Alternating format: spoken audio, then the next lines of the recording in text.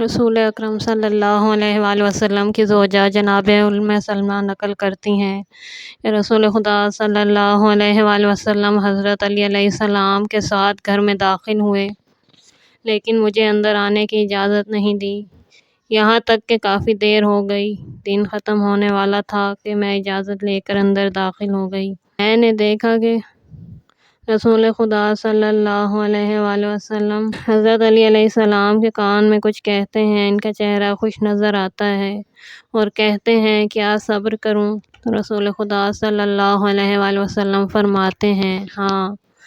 یہ واقعہ اس بات کی حکایت کرتا ہے کہ رسول خدا حضرت علی کو آئندہ کی مشکلات و حوادث کی خبر دے رہے تھے۔ آپ بھی کہہ رہے تھے کہ ٹھیک ہے، صبر کروں گا۔ اس واقعے کا خلاصہ یہ ہے کہ رسول اکرم صلی اللہ علیہ وآلہ وسلم نے حضرت علی علیہ السلام کو صبر و تحمل کرنے کا حکم دیا۔ علامہ سلیمان قندوزی حنفی روایت کرتے ہیں کہ رسول خدا نے حضرت علی سے فرمایا، اے علی علیہ السلام، اس دن کیا کیجیے گا جب لوگ آخرت سے منہ موڑ کر دنیا کی طرف راغب ہو جائیں گے اور ساری میراث کو حلال و حرام طریقے سے جمع کر کے کھائیں گے اور زیادہ مال و دولت کو دوست رکھیں گے اور دین خدا کی نسبت شرک اور تردد سے کام لیں گے اور مال یعنی بیت المال کو ایک دوسرے سے لے کر خود کھائیں گے۔ حضرت علی علیہ السلام نے کہا، اے رسول خدا صلی اللہ علیہ وآلہ وسلم، انہیں ان کی حالت پر چھوڑ دوں گا اور ان کے کاموں سے تعلق نہیں رکھوں گا۔ میں خدا اور رسول اور آخرت کو اختیار اور دنیا کے مصائب و آلام پر صبر کروں گا، یہاں تک کہ آپ اور رضائے خدا سے ملحق ہو جاؤں گا۔ حضرت صلی اللہ علیہ وآلہ وسلم نے فرمایا، اے علی، آپ نے سچ کہا۔ پھر حضرت صلی اللہ علیہ وآلہ وسلم نے حضرت علی علیہ السلام کے حق میں دعا کی اور فرمایا، خدایا علی کو اسی طرح قرار دے۔ ان مشکلات اور تلخ حوادث و خوفناک طوفان کا حضرت علی علیہ السلام نے سامنا کیا، وہ ناقابل تحمل تھے۔ کیا یہ ہو سکتا ہے کہ جس شخص کا رسول اکرم صلی اللہ علیہ وآلہ وسلم اپنے بعد کے لیے خدا کی طرف سے خلیفہ اور امام کی حیثیت سے تعارف کرائیں، لوگ بیعت کریں اور بارہا یہ حقیقت بیان کی جائے تاکہ اسلامی امت کے لیے شک و تردد نہ رہے کہ حضرت علی علیہ السلام جانشین پیغمبر صلی اللہ علیہ وآلہ وسلم ہوں گے، لیکن وفات پیغمبر اسلام کے پہلے ہی دن لوگ جمع ہو کر رسول خدا کی جانشینی کے لیے کسی دوسرے کا انتخاب کر لیں اور ایک ثابت شدہ اسلامی مسلم حقیقت کو چند لوگوں کے ذریعے بدل دیں اور حضرت علی علیہ السلام غسل دیتے ہوئے متوجہ ہوں کہ وقت گزر چکا اور ایک قطعی و مسلم مسلم حق ضائع ہو گیا ہے، اور صرف اسی پر اکتفا نہ ہو بلکہ آنکھوں کے سامنے زوجہ کو تکلیف پہنچائی جائے، گھر کے دروازے میں آگ لگائی جائے، اموال یعنی فدق کو زور و زبردستی چھین لیا جائے اور جوان زوجہ کو جلدی مرنے والی حالت میں مبتلا کر دیا جائے کہ 18 سال کی عمر میں شہید ہو جائیں، اور مظالم صرف یہی نہیں رکے بلکہ 25 سال تک خانہ نشینی اور حق کی پائمالی کا سلسلہ جاری رہے۔ کیا ان کمر توڑ حوادث کا برداشت کرنا مشکل نہیں ہے؟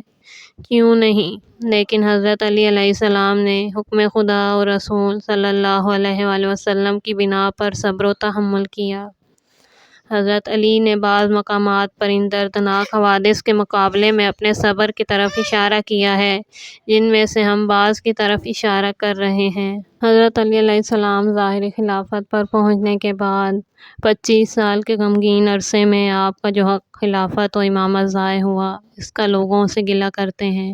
آپ نے اس وقت جو صبر و تحمل کیا، اس سے لوگوں کو آگاہ فرماتے ہیں۔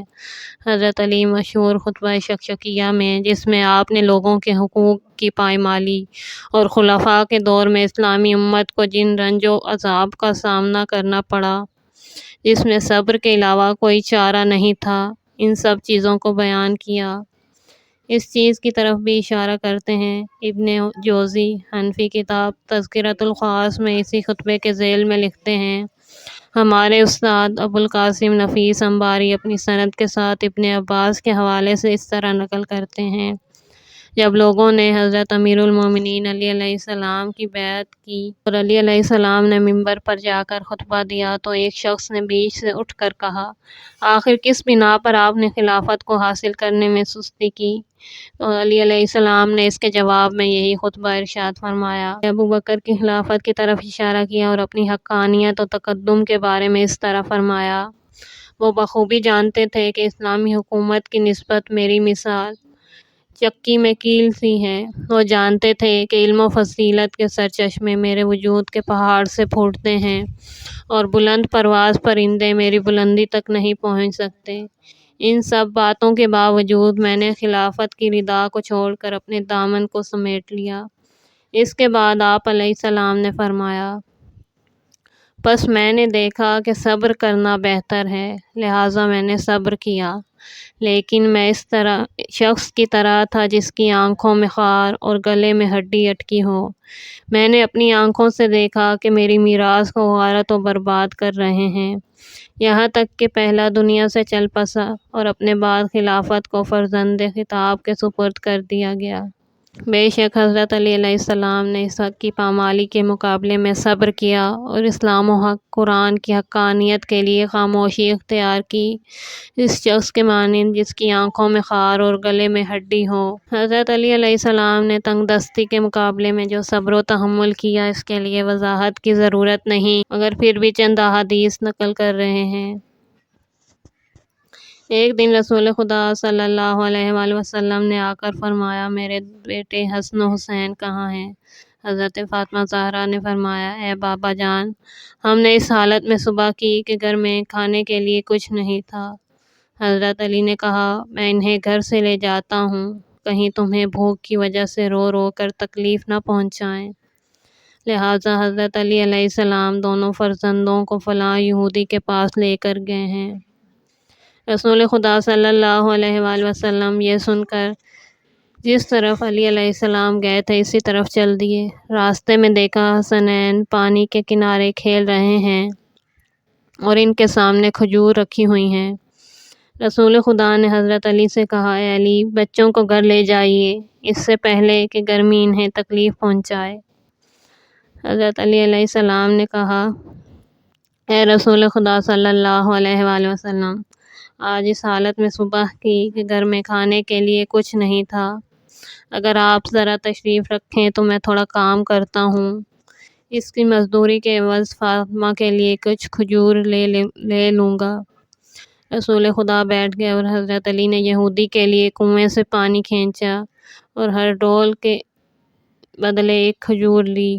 کنویں سے پانی کھینچنے کے عوض کچھ کھجور جمع کر لی اور پھر ایک بچے کو گود میں لیا اور دوسرے کو رسول خدا صلی اللہ علیہ وآلہ وسلم نے گود میں لیا اور پھر گھر واپس آ گئے۔ حضرت علی علیہ السلام کے بدن پر بہت زیادہ زخم لگے، لیکن آپ نے صبر کیا اور ایک مرتبہ بھی زخموں کا شکوہ نہیں کیا۔ جنگ احد میں حضرت علی علیہ السلام کو 60 زخم لگے تھے۔ ابن شہر شعب ابان سے نقل کرتے ہیں، رسول خدا صلی اللہ علیہ وآلہ وسلم نے جناب ام سلیم اور جناب ام عطیہ کو حکم دیا کہ علی علیہ السلام کے زخموں کا علاج کریں۔ انہوں نے کہا، اے رسول خدا صلی اللہ علیہ وآلہ وسلم، ہم حضرت علی علیہ السلام کے بدن پر ان زخموں سے ڈرتے ہیں۔ اس وقت حضرت تشریف لائے، مسلمان بھی حضرت علی علیہ السلام کی عیادت کے لیے آئے۔ آپ علیہ السلام کی حالت یہ تھی کہ جیسے زخموں سے بھرا ایک کپڑا۔ رسول خدا صلی اللہ علیہ وآلہ وسلم نے احوال پرسی کے بعد حضرت علی علیہ السلام کے بدن پر ہاتھ پھیر کر فرمایا، جو شخص راہ خدا میں یہ زخم اٹھائے گا سمجھو کہ اس کا امتحان ہو چکا۔ حضرت علی نے فرمایا، الحمدللہ کہ میں نے میدان جنگ سے فرار نہیں کیا اور میں ان لوگوں میں سے نہیں ہوں جنہوں نے میدان میں لشکر کی طرف پیٹھ کی۔ کہتا ہے کہ حضرت علی علیہ السلام کی حمد و ثنا اور شکر گزاری کے عوض قرآن مجید میں 2 جگہ آپ کا ذکر اور آپ کی شان میں آیت نازل ہوئی۔ ایک سورہ آل عمران کی آیت ہے اور دوسری بھی سورہ آل عمران کی 144ویں آیت ہے۔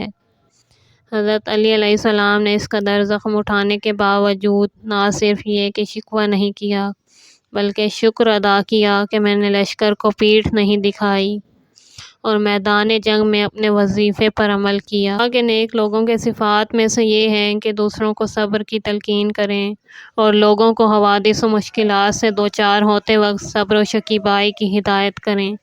اسی بنا پر حضرت علی علیہ السلام اس آیہ کریمہ وتواصوا بالصبر کے مصداق قرار پائے۔ آپ نے خود بھی صبر کیا اور دوسروں کو بھی، یعنی اولاد و اقربا، عوام الناس اور اسلامی ملت کو صبر کی ہدایت کی، جن میں سے بعض کی طرف اشارہ کر رہے ہیں۔ حضرت علی علیہ السلام نے جو وصیتیں اپنے فرزند امام حسن علیہ السلام کو کی ہیں، ان میں سے ایک سید رضی نے اپنی کتاب نہج البلاغہ نیز دیگر محدثین نے نقل کی ہے۔ اس وصیت نامے میں کچھ حصے ہیں۔ تیسرے حصے میں تقوی اور ذکر خدا کی وصیت ہے۔ اس کے بعد اصلاح نفس اور گزشتہ لوگوں کے واقعات کی طرف توجہ دے کر نصیحت اور عبرت حاصل کرنے کی وصیت ہے۔ نیز جو کام اصلاح نفس کے لیے انجام پائے جانے چاہیے اور جن سے دوری اختیار کرنا چاہیے، انہیں بیان کیا ہے۔ اس کے بعد آپ علیہ السلام اس حصے کے ضمن میں فرماتے ہیں: راہ خدا میں پوری سعی و کوشش کے ساتھ جہاد کیجیے، اور کہیں ایسا نہ ہو کہ سرزنش کرنے والوں کی سرزنش تمہیں راہ خدا میں تلاش و کوشش سے روک دے۔ خدا کی راہ میں پیش آنے والی سختی و صعوبت اور مشکلات کے سمندر میں قدم رکھ دیجیے۔ دین میں غور و فکر کیجیے۔ پیش آنے والی مشکلات میں خود کو استقلال اور صبر و شکیبائی کے لیے عادی بنائیے کہ راہ خدا میں صبر کا شمار احسن اخلاق میں ہوتا ہے۔ میمون امام جعفر صادق علیہ السلام سے روایت کرتے ہیں کہ آپ نے فرمایا: حضرت علی علیہ السلام نے مسجد میں داخل ہو کر دیکھا کہ غم زدہ حالت میں ایک شخص مسجد کے دروازے کے باہر بیٹھا ہے۔ آپ نے اس سے پوچھا: تمہیں کیا ہوا ہے؟ اس نے کہا: میرے والدین دنیا سے چل بسے، مجھے ڈر ہے کہ کہیں ان کے فراق کے غم میں دیوانہ نہ ہو جاؤں۔ آپ نے فرمایا: خدا کا تقوی و پرہیزگاری اختیار کرو، صبر کرو یہاں تک کہ قیامت میں خدا کی بارگاہ میں حاضر ہو جاؤ، اس لیے کہ امور میں صبر اسی طرح ہے جس طرح بدن میں سر، جب سر بدن سے جدا ہو جاتا ہے تو بدن ختم ہو جاتا ہے، اسی طرح اگر صبر نہ ہو تو سارے کام تباہ و برباد ہو جائیں گے۔ حضرت علی علیہ السلام نے ایک خطبے میں، جس میں آپ نے لوگوں کو وعظ و نصیحت فرمائی اور بدعت سے روکا اور قرآن مجید کے فضائل بیان کیے اور فرمایا: عمل کیجیے، پھر انجام کار پر توجہ دیجیے، استقامت اور ثابت قدم رہیے، اس کے بعد صبر کیجیے اور تقوی و پرہیزگاری اختیار کیجیے۔ علی علیہ السلام سے منسوب دیوان میں ہے کہ ایک شخص نے آپ علیہ السلام سے پوچھا: واجب کون سا کام ہے اور زیادہ واجب کون سا کام ہے؟